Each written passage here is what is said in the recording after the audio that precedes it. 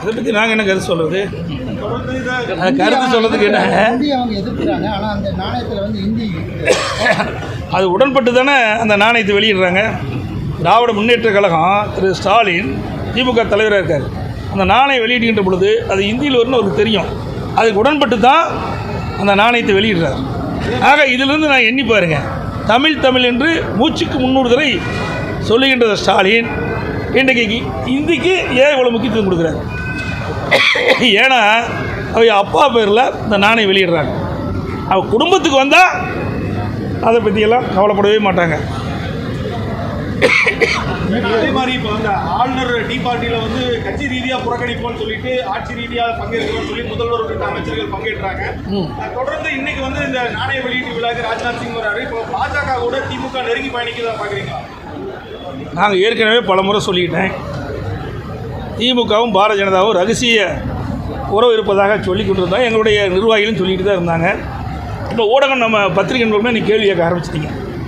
ஆக பாரதிய ஜனதா கட்சிக்கும் திமுகவும் ரகசிய உறவு இருப்பது என்பது வெட்ட வெளிச்சமாகிவிட்டது. சில விளக்கத்தை மட்டும் நான் இந்த நேரத்தில் சொல்கிறேன். இந்த தேநீர் விருந்தை பற்றி நீங்கள் கேட்டுக்கிறீங்க. ஆர்எஸ் பாரதி திமுகவுடைய அமைப்புச் செயலாளர் திரு ஆர்எஸ் பாரதியோடு ஒரு அறிக்கை வெளியிட்டார். திராவிட முன்னேற்ற கழகம் மேதக ஆளுநர் கொடுக்கின்ற தேநீர் விருந்தில் கலந்து கொள்ளாது.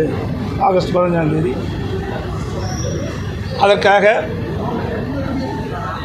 ஒவ்வொரு ஆண்டும் மேதக ஆளுநர் அவர்கள் தேநீர் விருந்து கொடுப்பது வழக்கம். அந்த அடிப்படையில் இந்த ஆண்டு கொடுப்பதாக அறிவித்தார். ஆனால் திமுக கட்சி அதனுடைய அமைப்புச் செயலாளர் என்று கருதுகிறேன், அல்லது திமுக சார்பாக திமுக இந்த தேநீர் விருந்தில் கலந்து கொள்ளாது என்று அறிவித்தாங்க. இதற்கு பிறகு திரு அண்ணாமலை பாரதிய ஜனதா கட்சியுடைய தலைவர், நாங்கள் 100 ரூபா நாணயம் திரு கருணாநிதியுடைய 100ஆண்டு விழாவில் 100 ரூபா நாணயம் வெளியிடுறாங்க, அதில் நாங்கள் கலந்துக்கிறோம், நீங்களும் மேதக ஆளுநர் கொடுக்கின்ற தேநீர் விருந்தில் போய் கலந்துக்குன்னு சொன்னார். உடனே போய் திரு ஸ்டாலின் கலந்துக்கிறார். அப்போ திமுக சார்பாக என்ன அறிக்கை வெளியிடுறாங்க? அரசாங்கம் கலந்துக்கும், திமுக கலந்துக்காதுங்கிறாங்க. வேடிக்கையாக இருக்குது. திமுகனா யார்? திரு ஸ்டாலின் தான் திமுக கட்சியினுடைய தலைவர். திரு துரைமுருகன் தான் திமுக கட்சியுடைய பொதுச் செயலாளர். ஆக தலைவரும் கலந்துக்கிறாரு, பொதுச் செயலாளரும் கலந்துக்கிறாரு. ஆக திமுக கலந்து கொண்டதில்லை. ஆக இரட்டை வேடம் போடுகின்ற கட்சி திமுக கட்சி. எப்படி ரகசிய உருவகின்ற இருப்பாருங்க. திரு அண்ணாமலை சொல்கிறாரு, அவர் 100 ரூபா நாணயம் திரு கருணாநிதியுடைய 100ஆண்டு விழா 100 ரூபா நாணயம் வெளியிட்ட பொழுது நான் கலந்துக்கிறேன், அதில் நீங்கள் போய் இதில் கலந்துக்க அப்படின்னு சொல்லிக்கிட்ட பொழுது இதிலிருந்து வெளிப்படையாக தெரியுது. அவருடைய உறவை வெட்ட வெளிச்சமாக்கும். பிறகு திமுக கட்சி சேர்ந்த நாடாளுமன்ற தேர்ந்தெடுக்கப்பட்ட பிறகு டெல்லியில் ஒரு தேநீர் விருந்து கொடுக்குறாங்க. அதில் பாரதிய ஜனதா கட்சியினுடைய தேசிய தலைவர் மரியாதைக்குரிய நட்டா அவர் கலந்துக்கிறார். ஏன் திரு ராகுல் காந்தி அவருக்கு எனக்கு தெரியலையா?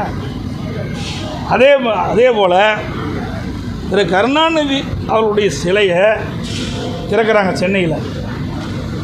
அப்போ யார் திறக்கிறா? முன்னாள் ஜனாதிபதி திரு வெங்கையா நாயுடு திறக்கிறார். அவர் யார்? எப்போ இருந்தார்? அவர் பாரதிய ஜனதா கட்சியுடைய தலைவராக இருந்தார், பிறகு அமைச்சராகவும் இருந்தார். ஆக அந்த கட்சியை சேர்ந்தவர் ஒருவரை வைத்து தான் திறந்தார். எண்ணி பாருங்கள், அனைத்து இந்திய அண்ணா திராவிட முன்னேற்ற கழகம் ஆட்சி இருக்கின்ற பொழுது, பொன்மனச்செம்மல் புரட்சித் தலைவர் எம்ஜிஆருடைய 100ஆண்டு விழா வருகின்ற பொழுது அதை கொண்டாடுகின்ற விதமாக நாங்களும் 100 ரூபா நாணயம் வெளியிட்டோம். அப்போ நாங்களே வெளியிட்டோம். பாரதிய ஜனதா கூட்டணி இருக்கும்போது கூட நாங்கள் கூப்பிடல. ஆக இவர்கள் திரு கருணாநிதி அவர்களுடைய 100ஆண்டு விழாவை கொண்டாட வேண்டும் என்பது அவருடைய விருப்பம்.